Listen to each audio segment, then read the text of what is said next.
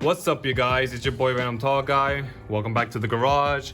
We're working on the blue XJ again, and today we're gonna do a couple more repairs. But let me just do a quick recap on all the repairs I did so far.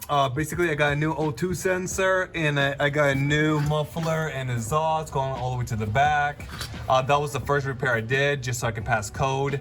The second thing I did was I sealed and fixed the gaping hole that was here. This is just a temporary fix. I still need to get some floor panels and weld this on, just because literally I have the seat over here and there's a hole that goes from here all the way down, so I want to get that fixed.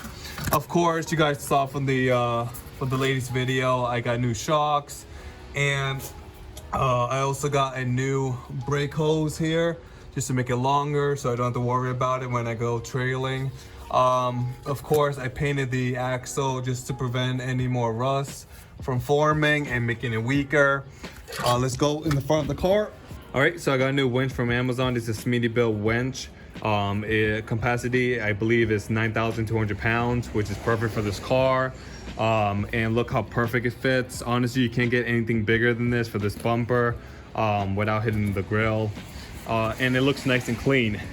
Now, the other thing I did, which I tried to film, but it became a complete mess. I had two bad U-joints on both sides, so I decided to replace it.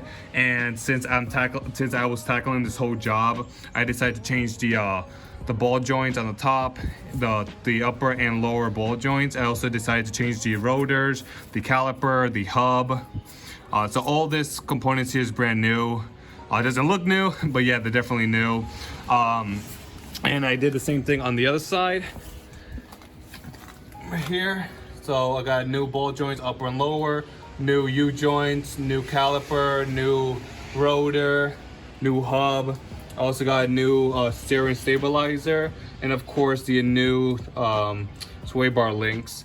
Now I'm deciding to replace the sway bar links because if you look over here, for some reason this one keeps banging against the frame, and I'm thinking because the bolt over there is bent, so it's causing this to be really tight, and every time I turn it just like shifting that way. So I'm gonna take this off and see how bad the car performs without it. And of course I changed the brake hoses on both ends, made it longer. And as for fluids, I changed the diff fluid, the rear and the front diff fluid, just because I went mudding, and when I took off the front cover, it was pouring mud everywhere. So I have some bad seals in the front, which I'm gonna address later, because right now it's not leaking, so it's not too bad. And as for the back, there was no sign of mud anywhere in the diff fluid, so the seals here is perfectly fine, so that's a plus. The other thing I repaired was the door bushings. Remember when I told you the door bushing was bad and the door was sagging? Well, I went ahead and replaced it. It doesn't look new because it's covered in mud and stuff, but I definitely changed it. And now the door closes. Fine, perfect. And I kind of shaved down the armor a little bit here just to give me some clearance so I don't scratch this part when I open this door. Now, the other thing I did, which was like 2 days ago, was I fixed the door latch for the trunk. Basically, for these XJs, for you guys who owned XJs, you know this, but for you guys who never owned an XJ, basically there's a little rod here that basically when you pull the handle, it lifts the locking mechanism, so it opens the rear hatch. For some reason, it tends to slip out of its position. So basically, I went ahead, I took the whole trim out, I adjusted the rod, and then I welded a nut on it so it stays in place forever. Now, hopefully, this is gonna be a permanent fix. If not, I'm gonna go back and figure out something else. I know some of you guys use like zip ties. I think the previous owner tried to use like JD weld, and the weld just broke, so that sucked. I guess that's basically it. I mean, of course, I did some little stuff like I cleaned the rims, and also of course I changed the shifting, which I made a video so you guys know about that.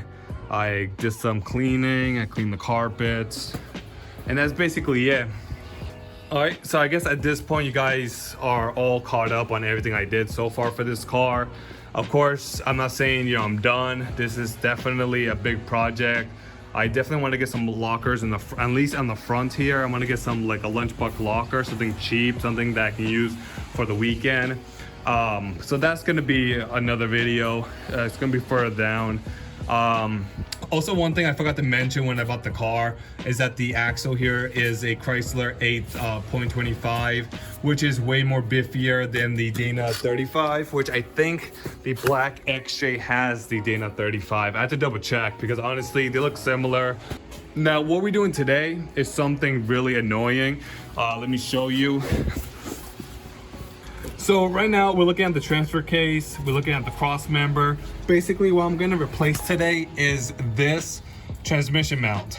Now this transmission mount is the most oddest thing in the world. I went to like Jeep forums, I went to like Jeep communities. No one ever seen this mount before. I have a typical AX5 transmission, so I thought this is gonna be easy part to get. Apparently some guy told me this is a European part for the engines that had the 2.5 diesel turbo, the one that they made in Europe that America didn't get. So some guy told me that. Let me show you the other side so you kind of have a picture of how it looks. That's basically it. Now this is the most weirdest thing, and the bracket here that bolts onto the transmission mount is basically welded on.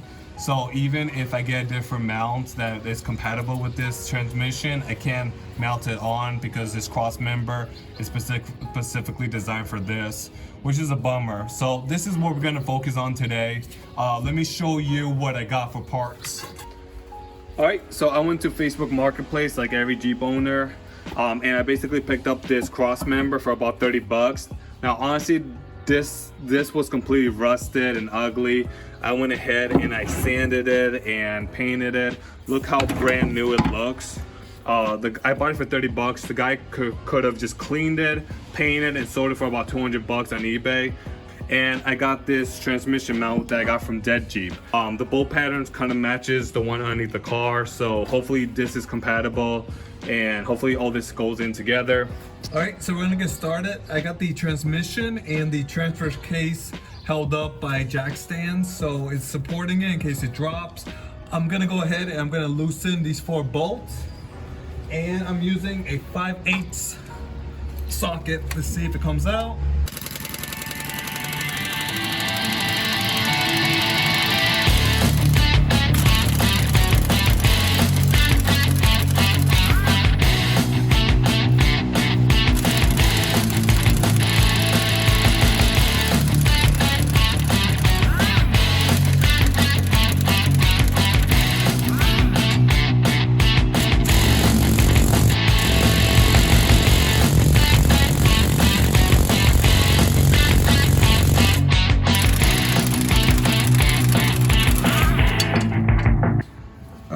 I went ahead and I got the 4 bolts out. I needed to jack up the transmission a little more, and I embraced the other side with a jack stand so in case it falls, it won't fall too far. Now these bolts were extremely hard to remove. I used the air impact and I used my regular impact, and they were struggling to get these out. But I got them out. Now I'm gonna go ahead. Hopefully I can get these bolts out for the cross member, and then this whole thing should come down one piece. All right, let me see if we can get to that.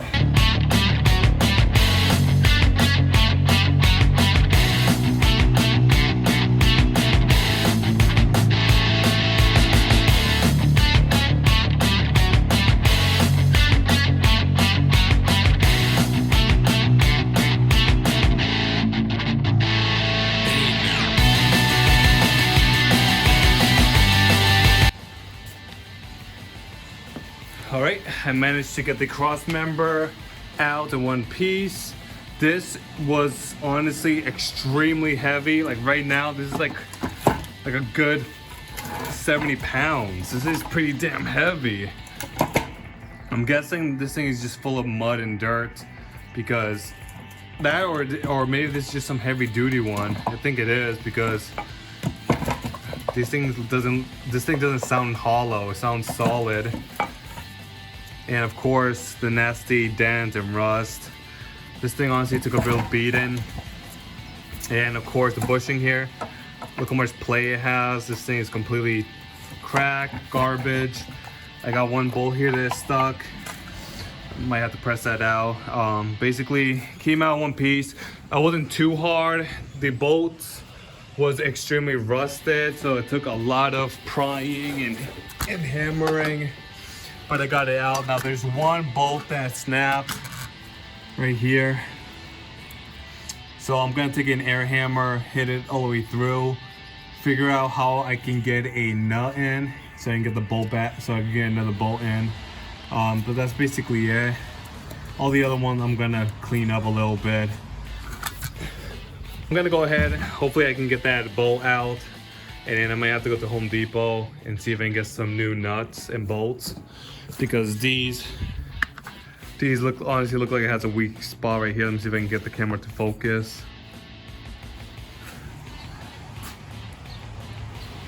Yeah, right here where my thumb is. This is like literally the weak spot where it snapped. Honestly, all this could have been prevented if the guy used some anti-seize. All right, so let me press that out and figure out how to remove that bolt, and then we can go from there.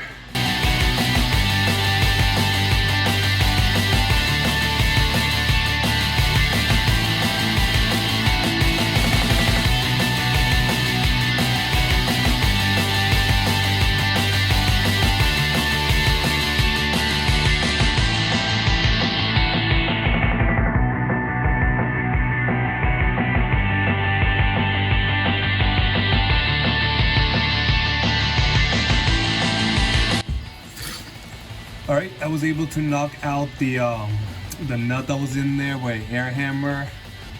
All right, so we can start assembling everything. I was thinking of actually putting the mount on the cross member and put it all together and then put it onto the vehicle the same way I took it out, all in one piece, just to make it simple. My main concern is basically this piece right here. If you look at the other one, the exhaust, how you say, peg is circle, so I might have to cut that out so it can fit in. I just don't want it to be too loose, because then it's gonna sound bouncing around when I'm driving.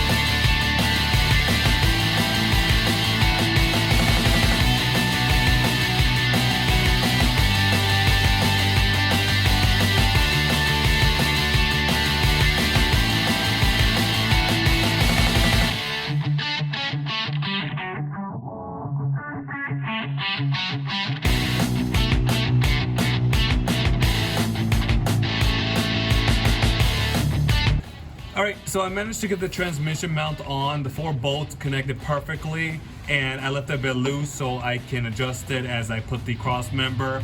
And I also cut away the hanger for the exhaust just because it wasn't compatible with this mount. I'll figure out how to how to weld on a different hanger later on.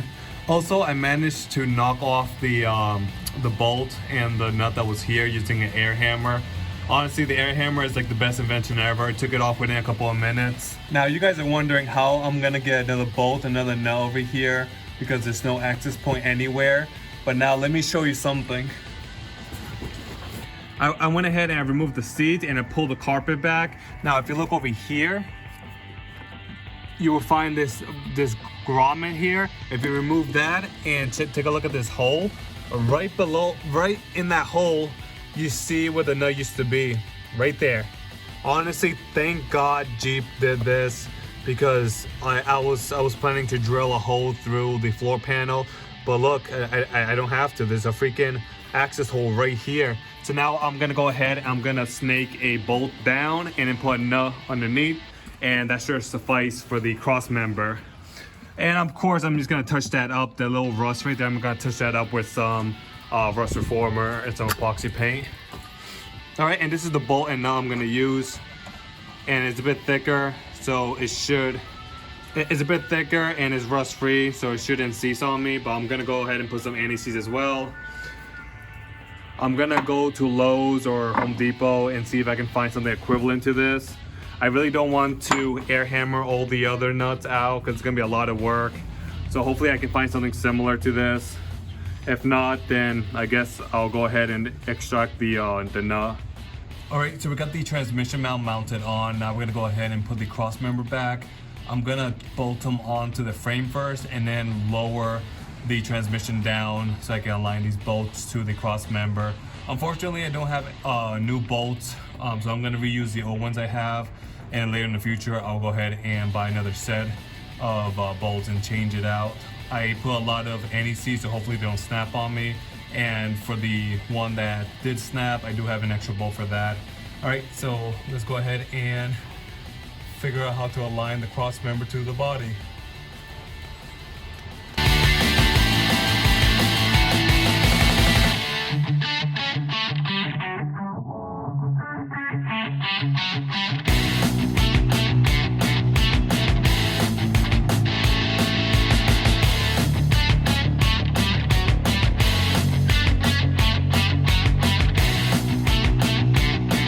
Guys, quick update. So I managed to make a bigger hole here just because I wanted enough room so I can get a socket in, and I wanted to make sure that the bolt is going to go straight down. I did manage to add a lock-in washer, so that's a big help. Now let's take a look underneath. All right, and here is the new bolt, the new nut and bolt. Honestly, I feel like this design is way better than the other one, but I'm not gonna start popping holes and ruining my floorboard just to make it more fancy. Basically, here is the new cross member. Looks brand new, and everything is bolted on. Now I'm gonna go ahead and I'm gonna drop down the transmission slowly and see if these studs align with the cross member. Hopefully it does. If not, then I may have to take everything apart and adjust it. The cross member, honestly, you can't really adjust the cross member anymore because it only goes one way. As for the mount itself, it does have a bit of play, so you have a bit of combinations you can do. Hopefully it goes in smoothly, but it looks like it might go in perfectly fine. So I'm gonna start jacking down the transmission slowly so I can see if I can get this to go through. All right, so stand by. All right guys, quick update. So basically the studs here are not aligning with the cross member. So I needed to unbolt 3 bolts, and now it's just being held by 1. And I'm right now just doing different combinations of moving this and lowering down the transmission just to get it aligned. So yeah, this part right here is the struggle. You have to find that sweet combination of both before you can bolt the cross member back on. So I'm just gonna continue tackling this job.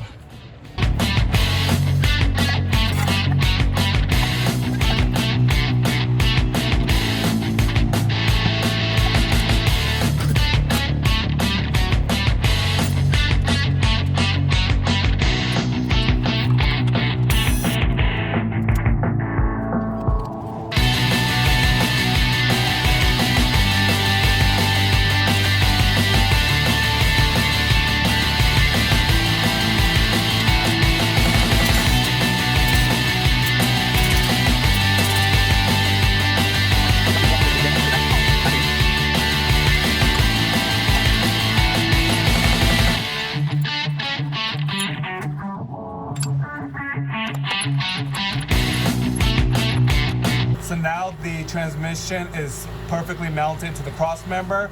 Now I need to figure out how to get the bolts back into the frame.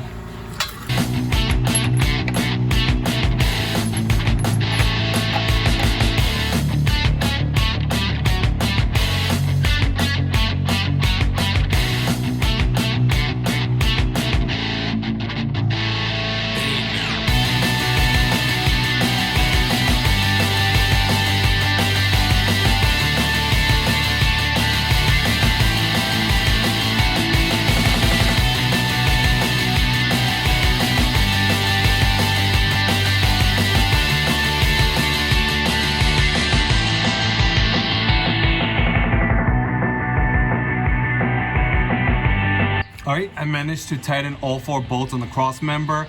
I am honestly scared of these snapping again. Hopefully they don't. I put a lot of anti-seize. Hopefully they don't. I'm gonna order the bolts for this right now. Hopefully it comes in quick, and hopefully I can take these out and put the new ones in without any issues. All right, so I'm gonna go ahead and the last thing I'm gonna do is tighten these 4 bolts. And then we should be done. I'm gonna go ahead and just lower down the transmission. Hopefully it's nice and flush. And then I can go ahead and tighten the rest of the bolts. Ezo, shut up. Lucid, what the fuck? Lord's vibe is so good.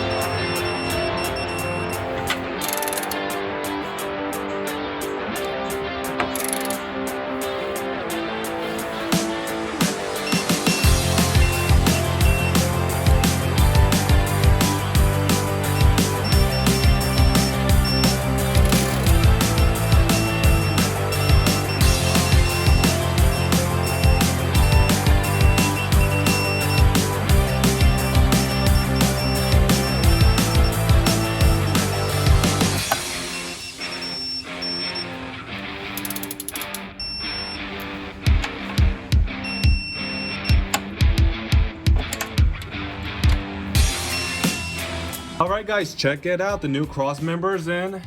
It was a pretty simple job, just a bit annoying because just because it's long, so you're on one side and then the other side ends up coming out or something like that.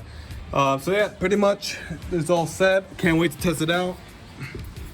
All right, as for the interior, I went ahead and I closed up the hole. I'm just gonna put like duct tape or something just to seal it off, and put the rug back in and put the chair back in.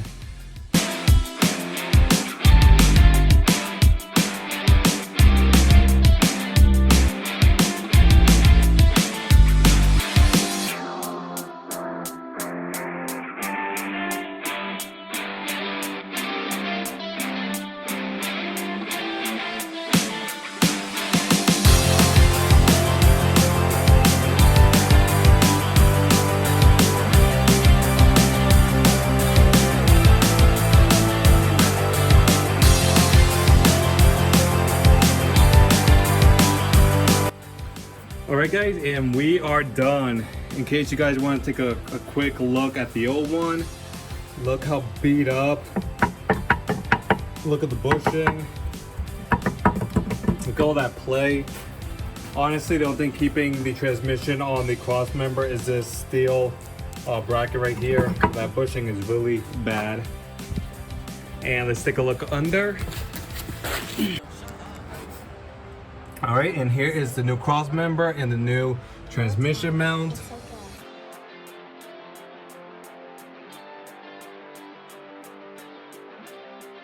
All right guys, and we are done. The blue XJ project is coming along nicely. The more repairs I do, the more reliable it's gonna be. This year I'm probably gonna just finish up all the repairs and just enjoy it. I still got the black XJ outside, which still needs some work. All right. If you guys like the video, give me a thumbs up. Don't forget to share, like, and subscribe. And as always, guys, if you have any comments, any criticism, any advice, let me know down in the comments below. All right, have a good one. Bye-bye.